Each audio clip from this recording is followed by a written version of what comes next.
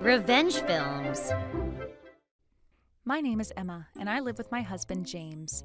Ever since we got married, we've both been working full-time, so splitting the household chores has always seemed natural.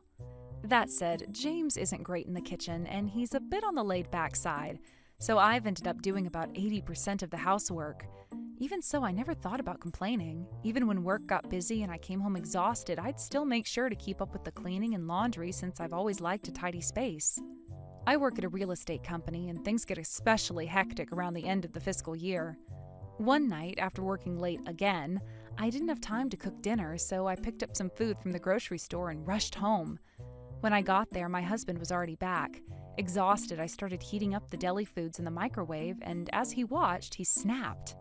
Why are we having deli foods? We agreed to split the chores, didn't we? Stop trying to take the easy way out. I tried explaining, yet again, that there wasn't much I could do when work got this busy. But he didn't want to hear it. He kept going, saying, Must be nice for you. You just leave the dishes to me and relax. This is not splitting chores, slacking off like this. Yet he ate everything I brought home, didn't clean up, and went straight for a shower before bed. Despite doing far less around the house than me, my husband couldn't hold back his complaints just because I couldn't make dinner that one night. I was honestly stunned. A few days later, once my work finally started to settle down and I had a bit more time, I suddenly got a call from my mother-in-law. As soon as I picked up, she began, "So, it's true that you've been slacking off, dumping all the housework on James, and not even cooking dinner for him?" She sounded pretty angry. She went on, "I don't care how tired you are from work, leaving all the chores for your husband? Oh, that's just irresponsible. You are failing as a wife." I was furious at her for making these assumptions, especially since I was the one with the busier job and handling most of the housework. She had no idea what was really going on, yet she was quick to judge. But more than anything, I was beyond annoyed with my husband. He went and tattled to his mom just because I'd served deli foods for dinner once. So I decided to make him a little proposal. That evening, my husband came home acting as if nothing had happened. I said to him, "Your mom called me today. I'm sorry if I've been putting too much on you. How about we switch up the chores and you take my share starting tomorrow?" He replied rather smugly, Yeah, let's do that. He must have thought I was genuinely apologizing. So, starting the next day, I stopped cooking, doing the laundry, and cleaning. My responsibilities were now only to clear the table after meals and take out the trash. My husband, meanwhile, was responsible for all the chores I'd handled without a second thought. It didn't take long before I noticed him struggling, spending way more time on tasks he wasn't used to. Dinner started getting later each night, and my husband was coming home completely worn out. When I asked, "You look really tired lately, what's going on?" he snapped. Why don't you help out a bit? So I replied, "Wasn't I the one taking it easy?" He couldn't say anything to that. About a week went by like this, and I got another call from my mother-in-law. "Hey, is it true that you've stopped doing any housework? Oh, poor James. If you're not going to do your part, maybe you should just get a divorce and leave." My mother-in-law shouted, so I decided to tell her everything. Then her anger shifted quickly to my husband. Actually, she's strong-willed and has a strict sense of right and wrong, so finding out he'd lied to make me look bad left her furious. "I'm coming over to set him straight. Just wait," she said and hung up.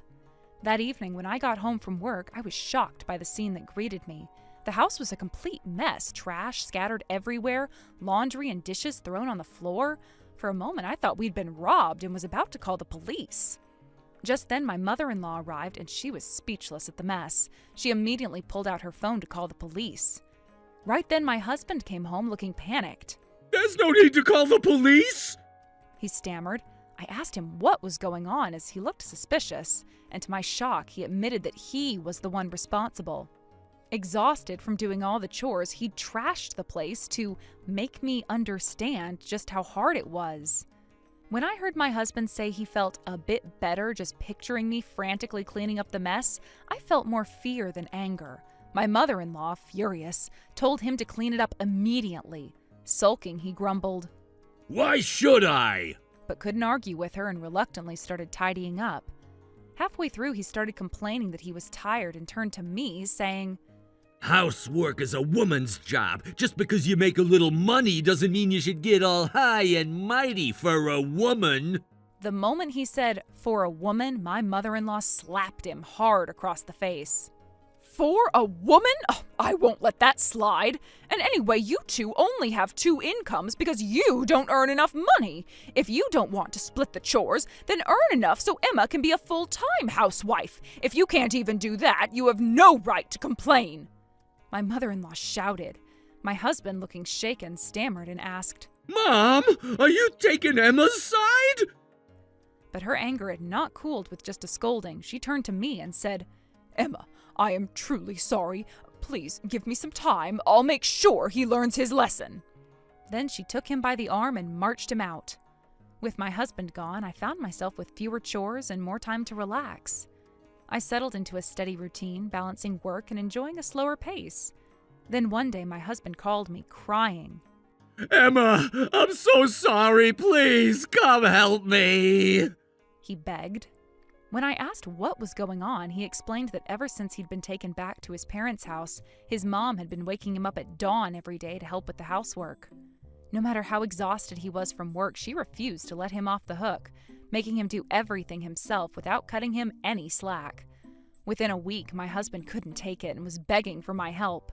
"Please, just tell my mom that I've learned my lesson. I can't take it anymore," he pleaded, and I replied, maybe give it a little more time to reflect and call me again when you're really sorry," and hung up. After that, my mother-in-law kept me updated on his progress.